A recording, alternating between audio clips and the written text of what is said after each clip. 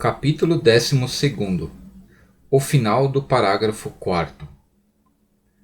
Apagaram-se as luminárias, reconstituíram-se as famílias. Tudo parecia reposto nos antigos eixos. Reinava a ordem. A Câmara exercia outra vez o governo, sem nenhuma pressão externa. O próprio presidente e o vereador Freitas tornaram-se aos seus lugares. O barbeiro Porfírio, ensinado pelos acontecimentos, tendo provado tudo, como o poeta disse de Napoleão e mais alguma coisa, porque Napoleão não provou a Casa Verde, o barbeiro achou preferível a glória obscura da navalha e da tesoura às calamidades brilhantes do poder. Foi, é certo, processado, mas a população da vila implorou a clemência de Sua Majestade, daí o perdão. João Pina foi absolvido, atendendo-se a que ele derrocara um rebelde. Os cronistas pensam que deste fato é que nasceu o nosso adágio: ladrão que rouba ladrão tem 100 anos de perdão. Adágio imoral, é verdade, mas grandemente útil. Não só findaram as queixas contra o alienista, mas até nenhum ressentimento ficou dos atos que ele praticara, acrescendo que os reclusos da Casa Verde, desde que eles os declarara plenamente ajuizados, sentiram-se tomados de profundo reconhecimento e férvido entusiasmo. Muitos entenderam que o alienista merecia uma especial manifestação e deram-lhe um baile, ao qual se seguiram outros bailes e jantares. Dizem as crônicas que Dona Evarista a princípio tivera a ideia de separar-se do consorte, mas a dor de perder a companhia de tão grande homem venceu qualquer ressentimento de amor próprio, e o casal veio a ser ainda mais feliz do que antes. Não menos íntima ficou a amizade do alienista e do boticário. Este concluiu do ofício de Simão Bacamarte que a prudência é a primeira das virtudes em tempos de revolução, e apreciou muito a magnanimidade do alienista, que, ao dar-lhe a liberdade, estendeu-lhe a mão de amigo velho. É um grande homem, disse ele à mulher, referindo aquela circunstância. Não é preciso falar do albardeiro, do Costa, do Coelho, do Martim Brito e outros, especialmente nomeados neste escrito. Basta dizer que puderam exercer livremente os seus hábitos anteriores. O próprio Martim Brito, recluso por um discurso em que louvara enfaticamente Dona Evarista, fez agora outro em honra do insigne médico, cujo altíssimo gênio, elevando as asas muito acima do sol, deixou abaixo de si todos os demais espíritos da terra. Agradeço as suas palavras, retorquiu-lhe o alienista, e ainda me não arrependo de o haver restituído à liberdade. Entretanto, a Câmara, que respondera ao ofício de Simão Bacamarte, com a ressalva de que oportunamente estatuiria em relação ao final do parágrafo 4º, tratou enfim de legislar sobre ele.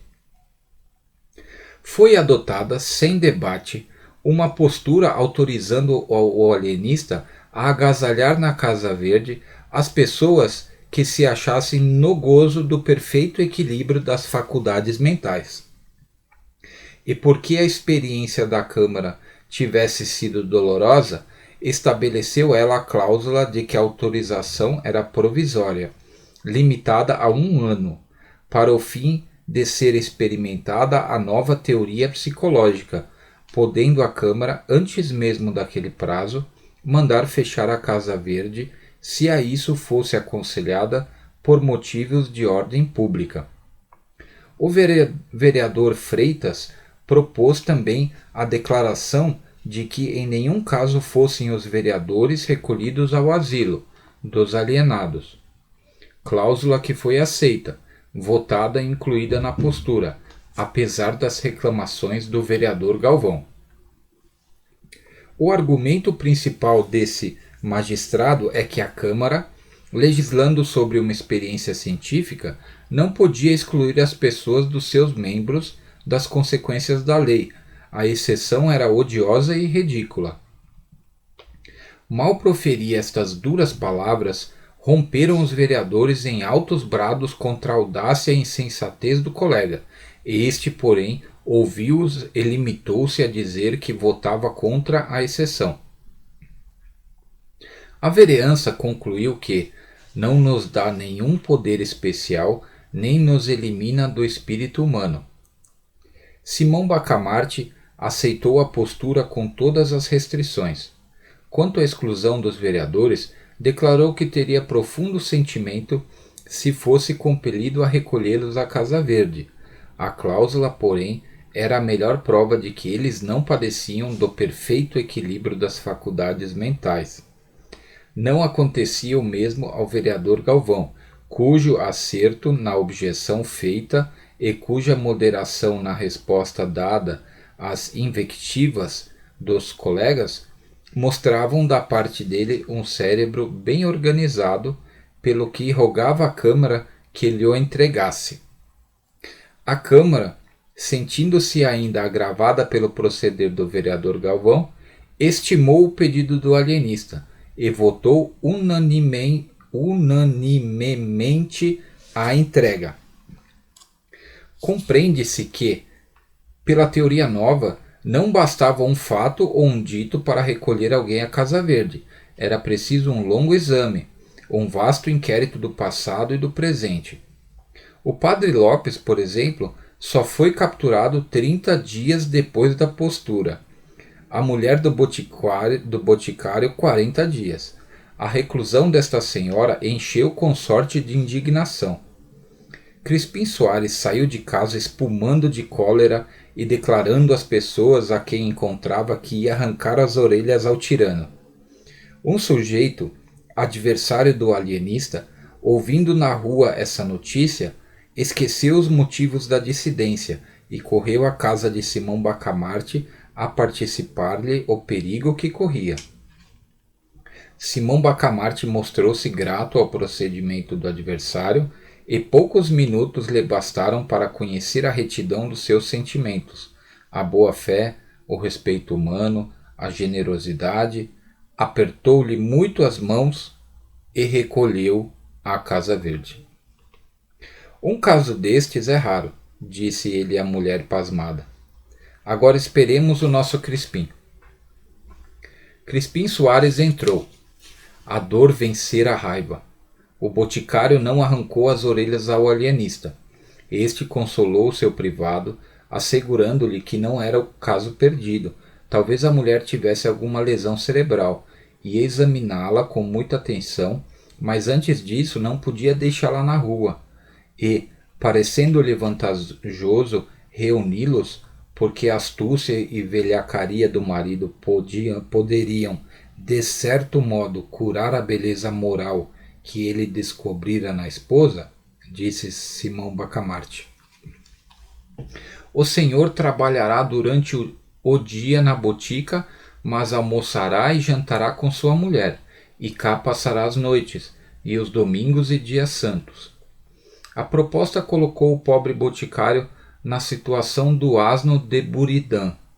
Queria viver com a mulher, mas temia voltar à Casa Verde, e nessa luta esteve algum tempo, até que Dona Evarista o tirou da dificuldade, prometendo que se incumbiria de ver a amiga e transmitir os recados de um para outro. Crispim Soares beijou-lhe as mãos agradecido. Este último rasgo de egoísmo pusilânime pareceu sublime ao alienista. Ao cabo de 5 meses estavam alojadas umas 18 pessoas. Mas Simão Bacamarte não afrouxava. Ia de rua em rua, de casa em casa, espreitando interrogando, estudando, e quando colhia um enfermo, levava-o com a mesma alegria com que outrora os arrebanhava às dúzias. Essa mesma desproporção confirmava a teoria nova. Achara-se, enfim, a verdadeira patologia cerebral. Um dia, conseguiu meter na Casa Verde o juiz de fora, mas procedia com tanto escrúpulo que o não fez senão depois de estudar minuciosamente todos os seus atos e interrogar os principais da vila. Mais de uma vez esteve prestes a recolher pessoas perfeitamente desequilibradas. Foi o que se deu com um advogado, em quem reconheceu um tal conjunto de qualidades morais e mentais que era perigoso deixá-lo na rua. Mandou prendê-lo, mas o agente, desconfiado, pediu-lhe para fazer uma experiência. Foi ter com um compadre, demandado por um testamento falso, e deu-lhe de conselho que tomasse por advogado o Salustiano, era o nome da pessoa em questão. Então, parece-lhe? Sem dúvida. Vá, confesse tudo, a verdade inteira, seja qual for, e confie-lhe a causa. O homem foi ter com o advogado, confessou ter falsificado o testamento e acabou pedindo que lhe tomasse a causa. Não se negou o advogado, estudou os papéis, arrazoou longamente e provou a todas as luzes que o testamento era mais que verdadeiro. A inocência do réu foi solenemente proclamada pelo juiz e a herança passou-lhe às mãos. O distinto jurisconsulto deveu a esta experiência a liberdade. Mas nada escapa a um espírito original e penetrante. Simão Bacamarte, que desde algum tempo notava o zelo, a sagacidade, a paciência, a moderação daquele agente, reconheceu a habilidade e o tino com que ele levara a cabo uma experiência tão melindrosa e complicada e determinou recolhê-lo imediatamente à Casa Verde. Deu-lhe, todavia, um dos melhores cubículos. Os alienados foram alojados por classes. Fez-se uma galeria de modestos, isto é, os loucos em quem predominava esta perfeição moral, outra de tolerantes, outra de verídicos, outra de símplices, outra de leais, outra de magnânimos, outra de sagazes, outra de sinceros, etc. Naturalmente, as famílias e os amigos dos reclusos bradavam contra a teoria, e alguns tentaram compelir a Câmara a cassar a licença. A Câmara, porém, não esquecera a linguagem do vereador Galvão, e se cassasse a licença, vê-lo-ia na rua, e restituído ao lugar, pelo que recusou. Simão Bacamarte oficiou aos vereadores, não agradecendo, mas felicitando-os por esse ato de vingança pessoal. Desenganados da legalidade, alguns principais da vila recorreram secretamente ao barbeiro Porfírio e afiançaram-lhe todo o apoio da gente, dinheiro e influência na corte, se ele se pusesse à testa de outro movimento contra a Câmara e o alienista.